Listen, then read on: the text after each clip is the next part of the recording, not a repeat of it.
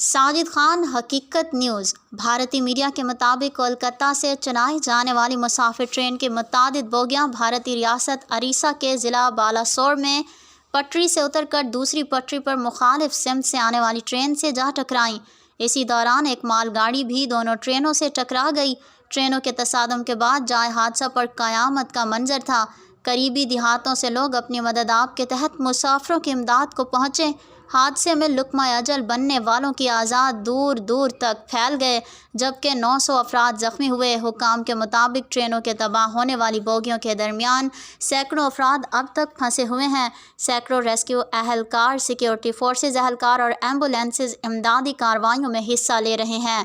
ہسپتالوں میں ایمرجنسی کا اعلان کر دیا گیا ہے۔ تباہ ہونے والی بوگیوں کو کاٹ کر پھنسے ہوئے افراد کو نکالا جا رہا ہے۔ ہلاکتوں میں اضافے کا خدشہ ہے۔ بین الاقوامی خبروں کے لیے ہمارے چینل حقیقت نیوز کو سبسکرائب کریں۔